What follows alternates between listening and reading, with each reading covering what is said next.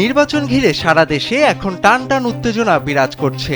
প্রতিবার ৩০০টি আসনে ভোট গ্রহণ হলেও এবারের নির্বাচনে দেশের ২৯৯টি আসনে ভোট গ্রহণ করা হবে। একজন প্রার্থীর মৃত্যুর কারণে একটি আসনের ভোট আপাতত স্থগিত রাখা হয়েছে। নির্বাচন কমিশন সূত্রে জানা গেছে, এবারের ভোটযুদ্ধে প্রতিদ্বন্দ্বিতা করছেন মোট ১,৯৪৬ জন প্রার্থী। এর মধ্যে ১,৬৯২ জন প্রার্থী বিভিন্ন রাজনৈতিক দলের হয়ে লড়ছেন। পাশাপাশি ২৫৪ জন স্বতন্ত্র প্রার্থীও ভোটের মাঠে আছেন শক্ত অবস্থানে। নারী নেতৃত্বের লড়াইয়ে এবার মাঠে নেমেছেন ৮২ জন নারী প্রার্থী। এই নির্বাচনে মোট ১২,৭৭,১১,৭৯৩ জন ভোটার তাদের ভোটাধিকার প্রয়োগ করবেন।